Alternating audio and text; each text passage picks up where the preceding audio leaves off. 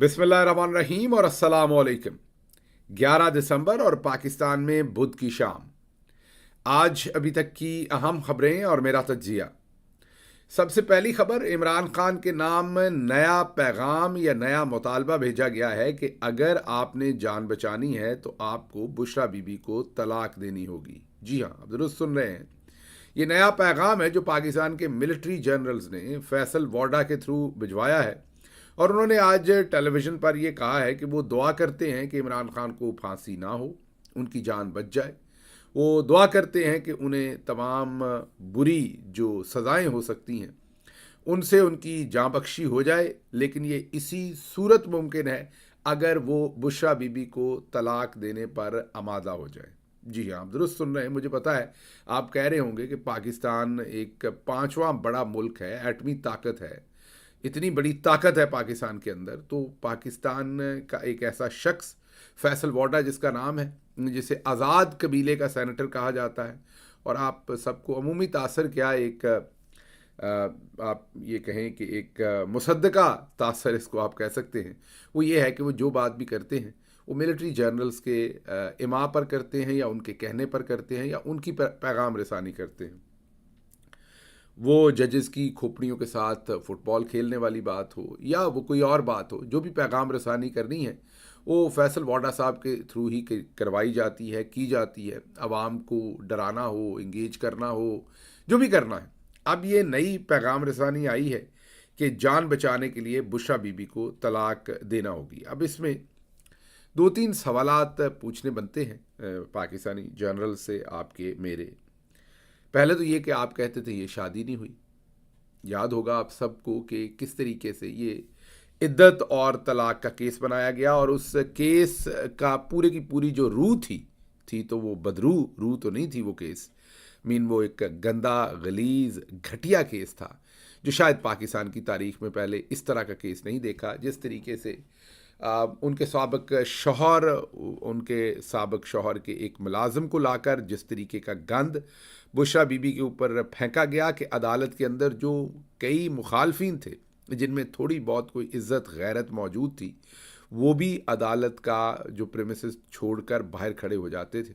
लेकिन उस ज़माने में भी उनको ऐसे रिप्रेजेंटेटिव मिले हुए थे पाकिस्तानी मिलिट्री जनरल्स को कि उन्होंने उस केस को चलवाया, ना सिर्फ चलवाया बल्कि मीडिया ट्रायल भी करवाया। आज के बहुत मुतबर जाने वाले कुछ जर्नलिस्ट, मसलन अगर आप आदिल खानज़ादा साहब की बात करें, आदिल कह दिया मैंने, शाहजेब खानज़ादा साहब की, एक आदिल साहब भी हैं बेसिकली, वो शाहजेब आदिल हैं शायद या आदिल शाहजेब हैं, ये मैं शाहजेब खानज़ादा की बात कर रहा हूँ।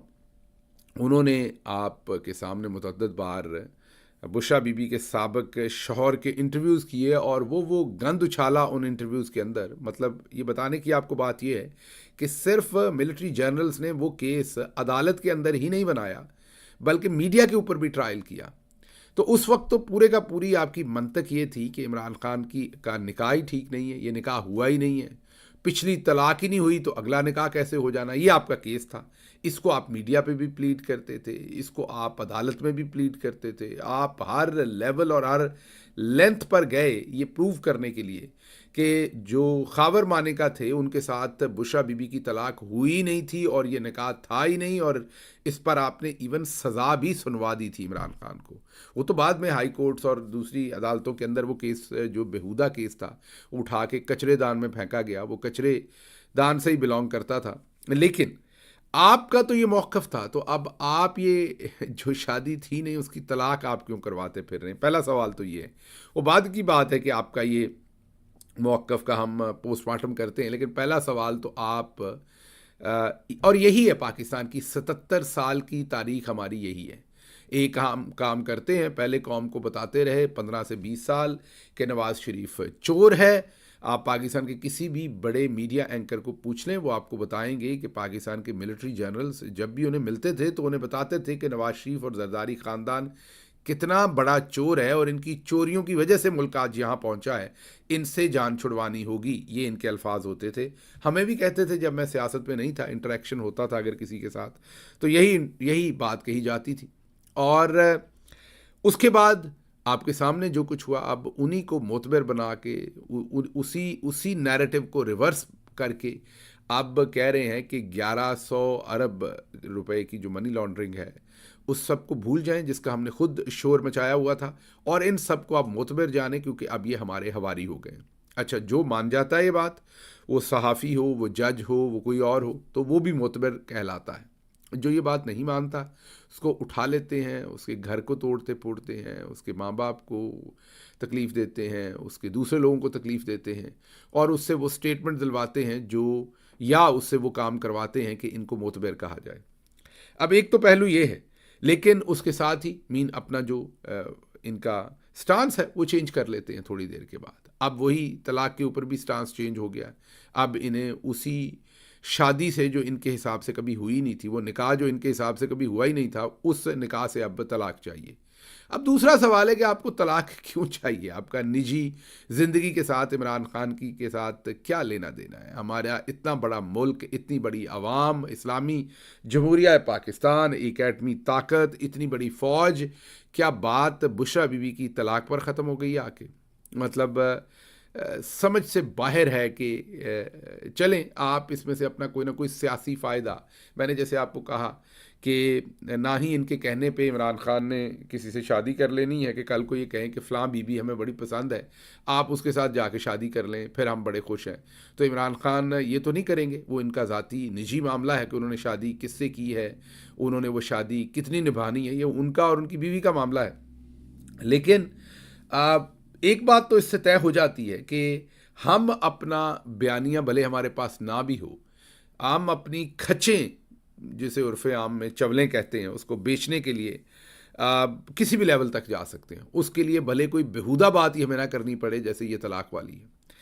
तो या तो फिर नैरेटिव अब कोई नहीं बचा। मैंने आपको कहा ना, डी चौक और गोली किसने चलाई ये भी अब सबको पता चल गया है। ड्रॉप साइड की जो ख़बर है उसके ऊपर अब सबको पता चल गया, जो कल हमने आपके सामने रायन ग्रिम और मुर्तज़ा हुसैन की अमेरिका से जो ख़बर थी वो रखी थी कि किस तरीके से मिलिट्री ऑपरेशंस का डायरेक्टरेट जो है उसके अंदर ये प्लान हुआ था, एसएसजी, आईएसआई का काम, ड्रोन्स, वो सब तफसील उन्होंने बता दी।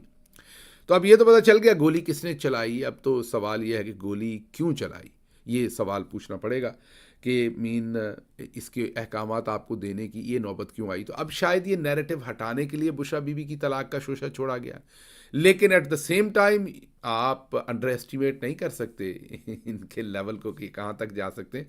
हो सकता है वाकई सच्चा मुतालबा और इसको रख दिया जाए कि मुज़ाकरात तब करेंगे, बुशरा बीबी की तलाक अगर आप देते हैं तो तब। तो अब आप क्या, मतलब आप जहनी हालत भी सोच लें और आप अपनी हालत भी कौम के तौर पर सोच लें कि इन दोस्तों के बारे में हम क्या गुमा किया करते थे।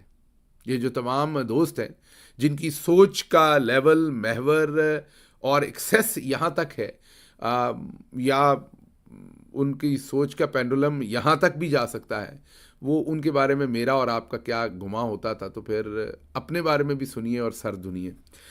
पर अगली खबर आपके सामने रखते हैं। स्कॉटलैंड के फर्स्ट मिनिस्टर, जो एक किस्म के वहाँ के हैं तो नहीं वो प्राइम मिनिस्टर कानूनी तौर पर, लेकिन आप उन्हें प्राइम मिनिस्टर ही समझिए, क्योंकि स्कॉटलैंड इन अ वे किसी ज़माने में तो अलग होता था, फिर वो यूके का हिस्सा बन गया। अब वो कभी कभी वहाँ पर रेफरेंडम होते हैं अलहदगी के लिए इंग्लैंड से। तो जो स्कॉटलैंड है वो उसका जो फर्स्ट मिनिस्टर है वो प्राइम मिनिस्टर के तौर पर ही वहाँ एक्ट करता है। जो स्कॉटलैंड के फर्स्ट मिनिस्टर हैं, साबका रहे हैं, उन्होंने बयान दिया है, हमज़ा यूसुफ ने, कि उनका सियासत से तो कोई ताल्लुक़ नहीं है, लेकिन इमरान खान, सियासत से कोई ताल्लुक़ का मतलब कि पाकिस्तान की किसी भी पॉलिटिकल पार्टी से उनका ताल्लुक़ नहीं है। ज़ाहिर है वो तो वहाँ पर सियासत करते हैं, पाकिस्तान की पॉलिटिकल पार्टीज़ को तो वो उससे रिलेशनशिप नहीं रख सकते। लेकिन उन्होंने कहा है कि इमरान खान को जो जेल में रखा गया है, इस पर वो बड़े सख्त इज़्तिराब में हैं, परेशानी में हैं, क्योंकि ये जो रवायत है पाकिस्तान में कि मुखालिफ जो सियासतदान है उन्हें जेलों में डाल दो और फिर इलेक्शन लूटो, ये अफसोसनाक है। ये एक मुस्बत स्टेटमेंट है जो हमज़ा यूसुफ की तरफ से आई है। और अब आप समझ सकते हैं कि हवा, पहले आपने देखा होगा कि बिल्कुल सन्नाटा था पूरी दुनिया में, कहीं से कोई आवाज़ इमरान खान के लिए नहीं निकलती थी। अनफॉर्चुनेटली कहूँगा मैं ये, ना ही मुस्लिम वर्ल्ड से उस तरह से कोई आवाज़ निकली, ना ही दूसरी दुनिया से, बाइडन साहब और उनकी एडमिनिस्ट्रेशन का तो आपको पता ही था। बरतानिया का भी तकरीबन एमपीज़ वगैरह करते थे, कांग्रेसमैन, सेनेटर, कनाडा की पार्लियामेंट, लेकिन किसी बहुत ही ज़िम्मेदार या आप कहें कि बड़े ओहदे पर फाइज लोग जो हैं वो इज्तनाब करते थे, और उसकी वजह आप सबको पता है, लार्जर इस्टेब्लिशमेंट जो दुनिया की है वो ऐसा ही चाहती थी। अब ये स्टेटमेंट आना, ये आपको एक थोड़ी सी, मैं ये नहीं कह रहा कि इससे आप कोई बहुत ज़्यादा उम्मीदें बुन लें, लेकिन ये आपको एक थोड़ी सी उम्मीद ज़रूर देती है ये सारी की सारी चीज़। अच्छा जी, अगली खबर की तरफ चलते हैं। आपके सामने हमने एक खबर रखी थी कि इन्होंने कोई 600 कुछ सोशल मीडिया के अकाउंट्स जो हैं वो उनको फिगर आउट किया है, और उसमें से कुछ 450 के करीब या शायद 470 ओवरसीज़ पाकिस्तानी हैं जिनके ऊपर ये मुकदमात करना चाहते हैं और सब कुछ। अब इनको अटॉर्नी जनरल ऑफिस ने बताया कि ये नहीं हो सकता। उन्होंने इन्हें कहा है कि बंदे के पुत्र बनो, अगर ये ओवरसीज़ पाकिस्तानियों के ऊपर आपने मुकदमे मज़ीद इस तरीके से बनाए तो फिर आप पर बैरूनी पाबंदियां लग सकती हैं, क्योंकि आप जो ट्रांसनेशनल रिप्रेशन है उसमें आ सकते हैं, और आपके ऊपर वीज़ों की पाबंदियां भी लग सकती हैं, और दूसरी भी, तो आप बंदे के पुत्र बने। ये जो समंदर पार पाकिस्तानी हैं इनको अब तंग ना करें। तो अब एक ये इंडोर मीटिंग हुई है जिसके अंदर ये फैसला किया गया है कि ज़ुबानी जमा खर्च कर लें, मीन बड़के शड़के मार लें, जैसे पहले नहीं मारी थी, याद करें कि आपका शनाख्ती कार्ड कैंसिल कर देंगे, आपके पासपोर्ट कैंसिल कर देंगे, आपकी शहरियत कैंसिल कर देंगे, आप पाकिस्तान आएंगे आपको पकड़ लेंगे। आपने देखा वो तमाम राणा सनाउल्लाह बड़के मारता था सारे, वो आपको डराने के लिए, ताकि आप बाहर मुजाहरों में ना जाएं, आप शिरकत ना करें पाकिस्तान तहरीक इंसाफ या इमरान खान के लिए किसी एक्टिविटी में। वो जैसे काम किया गया था, अब एक अटॉर्नी जनरल का जो ऑफिस है उनके साथ वजारत दाखिला की और इंटेलिजेंस एजेंसीज़ की एक मीटिंग हुई, जिसमें अटॉर्नी जनरल ऑफिस ने उन्हें ये बताया, उसमें फ़ॉरेन ऑफिस का भी गालिबन नुमाइंदा था, उन्होंने ये बताया कि ये आप मुकदमात से बाज रहें। जैसे मैंने आपको कहा कि इससे अब इंटरनेशनल रेमिफिकेशंस जो हैं वो बढ़ जाएंगी।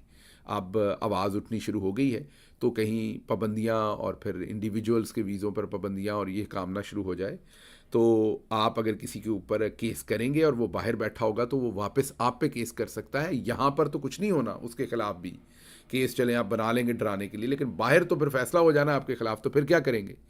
तो अब फैसला यही हुआ कि बस बड़के शड़के मारो, बाहर डराना है ओवरसीज़ पाकिस्तानियों को, हम ये कर देंगे वो कर देंगे, लेकिन एक्शन इनके खिलाफ कोई नहीं लेना। ना पाकिस्तान आए हुए इन्हें पकड़ना है, ना पाकिस्तान से बाहर इन पर कोई ऐसे मुकदमे करने हैं। और ये एक्शन कोई मोहब्बत में नहीं हुआ, मैंने आपको बताया कि आपके डर की वजह से कि आप बाहर इनके ऊपर कुछ ना करें। तो ये इनसाइड स्टोरी है जो ये लीक नहीं होने देना चाहते, लेकिन जाहिर है जो लोग इन मीटिंग्स के इर्द गिर्द होते हैं उनमें बहुत सारे लोग लोअर पोजीशंस के ऊपर ब्यूरोक्रेसी काम करती है, जो या दूसरे लोग जो दर्द दिल रखते हैं, जो समझते हैं कि ये इन्फॉर्मेशन बाहर जानी चाहिए, वो फिर ये इन्फॉर्मेशन बाहर देते हैं। तो एक तो आपके लिए एक अच्छी खबर भी है और एक बुरी खबर भी है इसमें। अच्छी ये कि आप आपका कुछ नहीं कर सकते, इन्हें खुद भी पता चल गया और ये कोई हरकत नहीं करेंगे। बुरी खबर ये है कि देखिए हमारा मुल्क किस लेवल तक ये ले आए कि कैसे लोग ऊपर बैठे हैं कि अपनी आवाम को सिर्फ बेवकूफ़ बनाने के लिए बढ़के मारेंगे।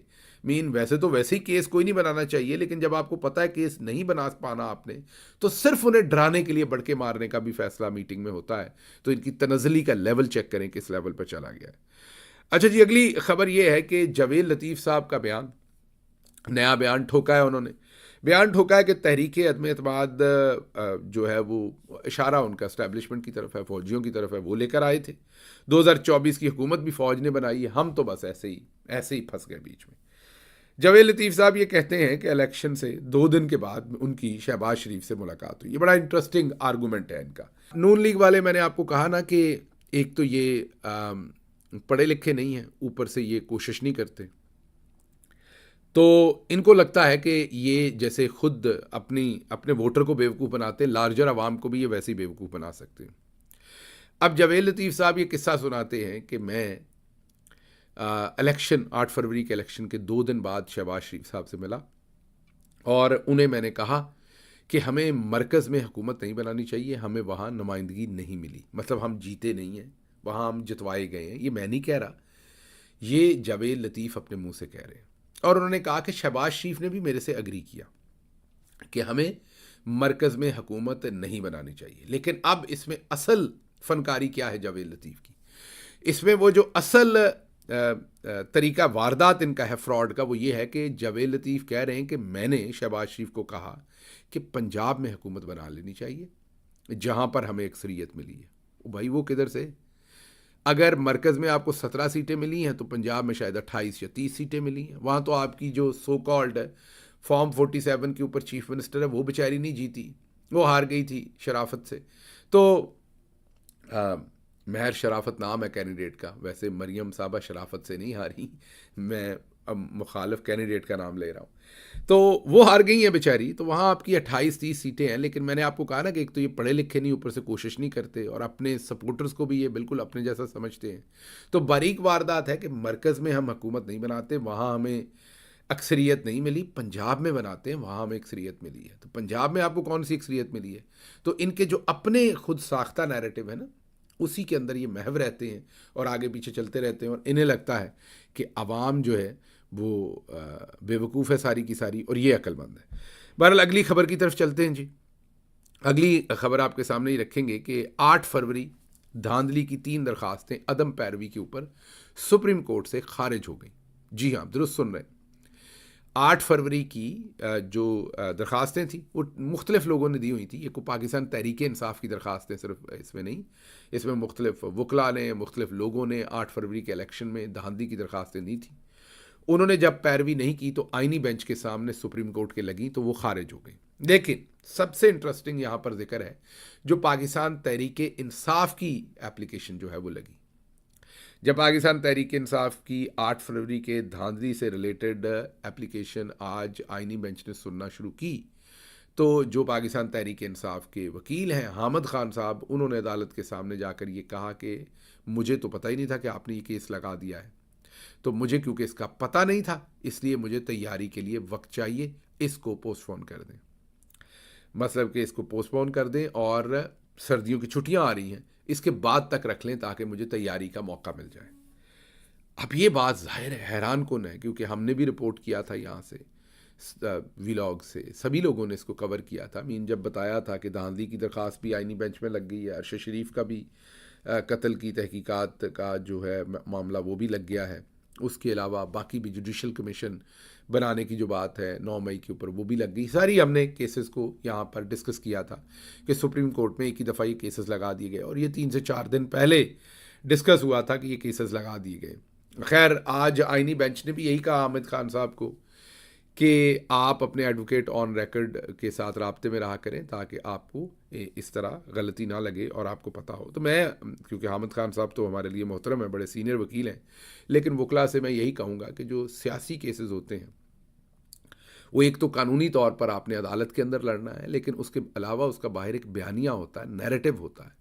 जब आप ऐसे बयानात अदालतों के अंदर देते हैं कि आप अभी तैयार नहीं हैं, आपने अभी इस केस को देखा नहीं है और आप इस तरह के बयान देते हैं, तो आप अदालत के अंदर तो चलें कि इसका बाद में फ़ैसला होगा कानूनी तौर पर कि आपने कैसा लड़ा, अच्छा लड़ा, बुरा लड़ा, आप जज ईमानदार था नहीं था, लेकिन नैरेटिव के तौर पर आप उसी दिन अपनी पार्टी को नुकसान दे देते हैं। जो आपका क्लाइंट होता है जिसकी तरफ से आप केस लड़ रहे हैं, आप उसके नैरेटिव को तबाह कर देते हैं या नुकसान पहुंचाते हैं। तो इसलिए मेरी आपसे गुजारिश है कि मेहरबानी करके ज़रा, ये कोई आम केस तो है नहीं और ये केस पूरी हर जगह पर रिपोर्ट हुआ कि ये लग रहा है, तो इसके बारे में अगर हमारे वकला हजरात ज़रा थोड़ा सा इसकी दूसरी बयानिए वाली साइड भी देख लें तो बेहतर होगा। इसके बाद फिर अगर इमरान खान की कोई बहन या इमरान खान की ज़ौजा बुशरा बीबी अब अगर कहें कि हमने अदालती केसेस के ऊपर भी खुद बात करनी है या अदालत इन केसों में खुद आना है या वकील कौन सा होगा वो हम डिसाइड करेंगे, तो फिर हमारी पार्टी में से लोग कहेंगे, ये कई लोग ऐसे होंगे जो कहेंगे कि ये देखिए इमरान खान की फैमिली इसमें क्यों आ रही है, इनको इसमें से बाहर रहना पड़ेगा या रहना चाहिए। तो आप हम सबको मैं अपने आप को भी बीच में रखता हूँ क्योंकि अदरवाइज़ दोस्त गुस्सा कर जाते हैं, हम सबको अपनी अदाओं पर खुद भी गौर करना होगा कि जब हमारी अदाएँ ऐसी होंगी जिसमें से लापरवाही थोड़ी सी झलकेगी तो फिर उनके ख़ानदान को या ऐसे लोग जो ऐसी लापरवाही अफोर्ड नहीं कर सकते फिर उनको तो आगे आना पड़ेगा और फिर हमें उनके आने पर भी हमें प्रॉब्लम है और ख़ुद भी हमारी लापरवाही झलक रही है। तो यहाँ मैं गुजारिश ही कर सकता हूँ। मुझे यहाँ से इजाज़त दीजिए। अल्लाह आपका हामी नासिर हो। पाकिस्तान जिंदाबाद।